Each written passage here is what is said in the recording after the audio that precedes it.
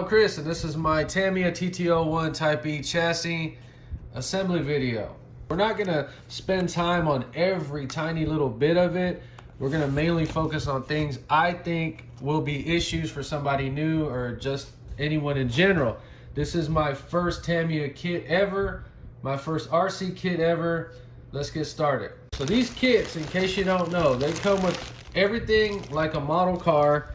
And this is the chassis right here. You have to build every single little part, grease everything, every little screw, and it's not exactly common sense. And these kits can throw you off guard because you have to supply your own servo, receiver, and transmitter. And the transmitter and receiver, that's simple, but what do you do about the servo? Where do you even start? So I bought about 3 of these before I realized they didn't come with servos.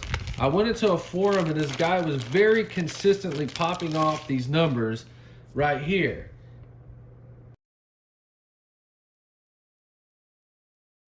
And the guy was praising these right here because they're cheap and he says they work very well. So I bought them. I don't know, I haven't used it yet. Honestly, installing the servo is where I think the build should start. The servo I bought did not have screws, but the TAMIYA kit actually came with the screw for it. So we're gonna zero it out with power later, but we just need to see how this goes together. This is from the kit.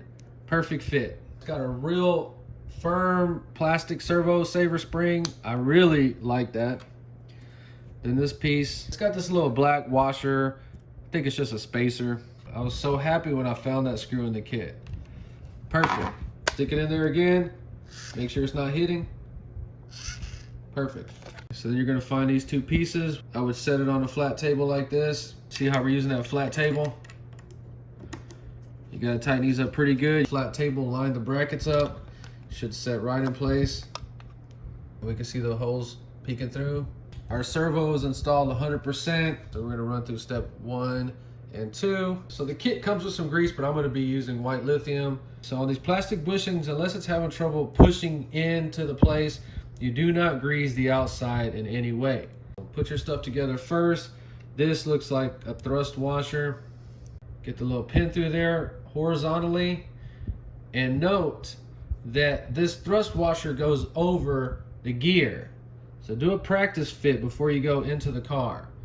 Get it through the pin, and then notice the gap. We want to close the gap.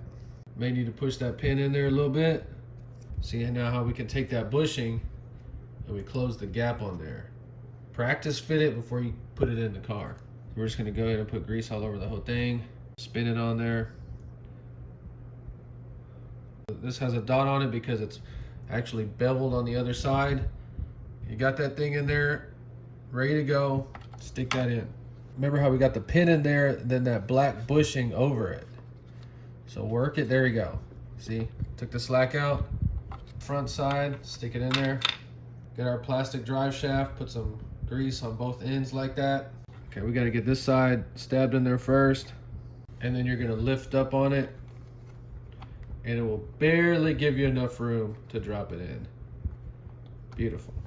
Give it a quick spin, everything feels perfect. Notice the bushing is not spinning, ready to go. So then it's gonna have these 2 hold down tabs that go right here with the screws like that.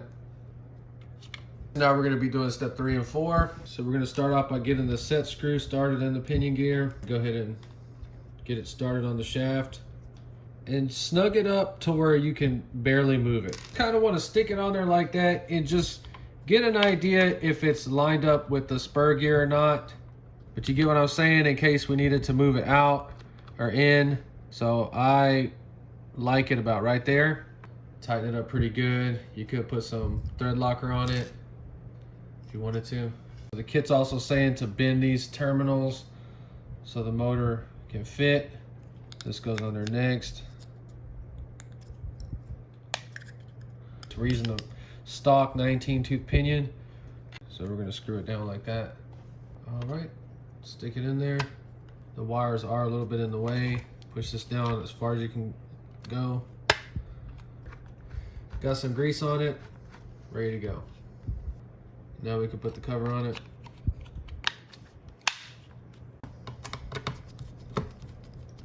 Beautiful. So make sure nothing's in a bind. Use your fingertips.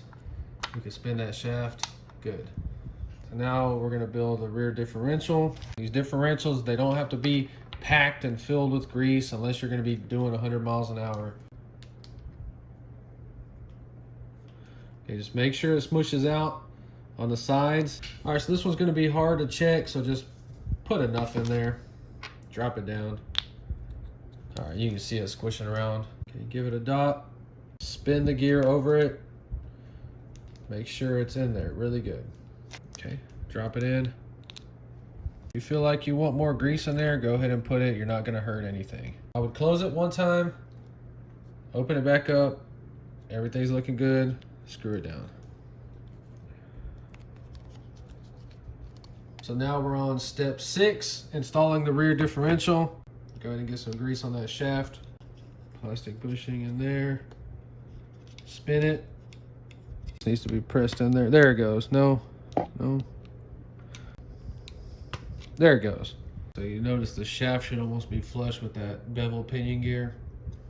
So for the differential, brass bushings, only greased on the inside. Wipe that off. Go ahead and put some grease all over that. See, now the bushings are sitting in the case. Now spin it, test it out. It should feel perfect. It does. Beautiful. So step number 7, pay attention to the orientation of the control arms. It's noting short wheelbase. It's highlighted.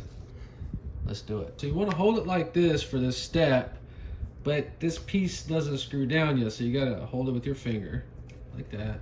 So I mean, you really do need like 3 hands for this. So this is going to be a little annoying doing this. Get it in there, plenty of grease. Check the orientation of the control arms one more time. Everything looks good.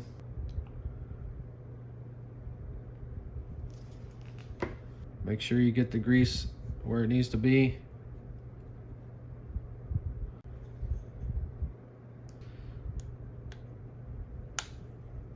And these will be a bit difficult to screw in. Constantly snugging it all up evenly. So now we're doing steps 8, 9, 10. Always clean off the excess grease. Nice fit. Okay, these are kind of hard to get in. And every time you complete a step like that, you need to try to spin the motor over. Make sure nothing's in a bind.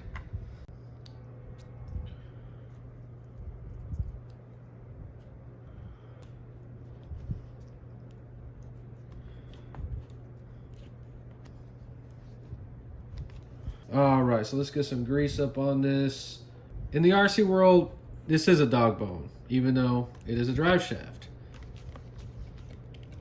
No resistance, working great. So also on this step are rear body posts. I'm pretty sure mine's gonna use that. So I went ahead and got the front all together. Keep in mind, there are 3 bushings. This one is gonna be a black one. You stack them in there, it's real hard to see. Be careful, don't leave that one out. So get your control arms, they need to be easy to move up and down. It's gonna have these ball joints that are pressed in to the control arms by hand. One of them hurt my hand real bad trying to get it in. I did not know that these balls pressed in there. But just make a note, they go inside there and pivot in the control arm. Okay, see they go inside there, everything's greased up, ready to go. Top and the bottom both use that little cover, screw. What's very cool, you just tighten this down until it snugs up. There is no adjusting, no screwing around, it's stopped, it's done. So the shocks or friction dampers are the same all around the vehicle. They're actually fun to build. Dot facing up.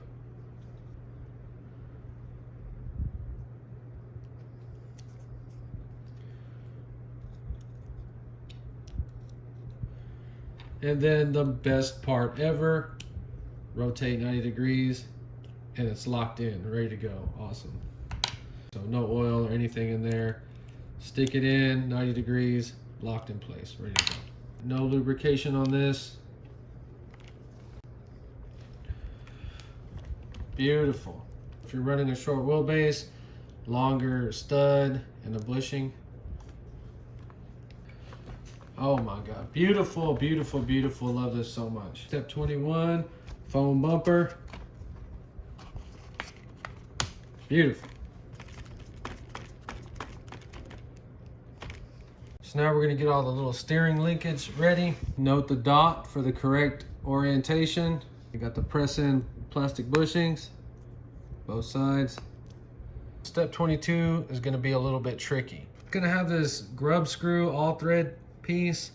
It wants them sticking up 5 millimeters from the top. That's 5.5, so just a little bit less than this if you don't have a way to measure.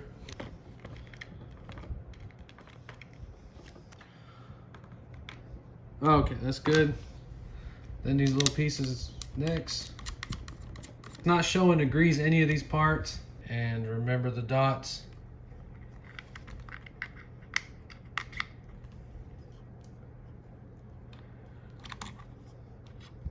Screw the tie rod ends down. So the servo's next. We did that at the beginning so you can get a feel of what kind of kit this is before you go and get this far and then realize it's too complicated. And that's why the servo is done all at once, because we can't screw this up without taking it off. Let's get this piece in. So it has 2 special machine thread screws on that steering part. So it did use 4 sets of different screws on this top piece, your optional cover. Let's get the wheels on it.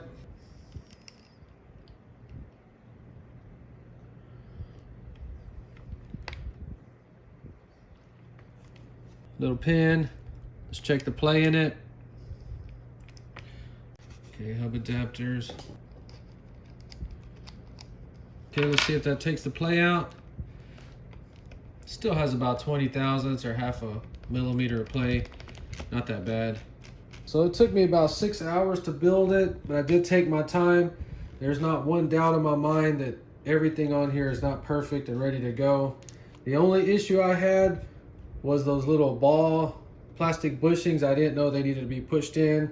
2 of them were easy, 2 were hard to get in, but it all worked out. So if you're an impatient person, you don't like reading instructions, do not get this ever in a million years. You're gonna lose your mind. Okay, you see some Legos in the background right there. If you're a young kid watching this, ditch Legos, get out of that, get into this right now. You'll thank me later. So we're gonna do electronics and the testing and GPS video.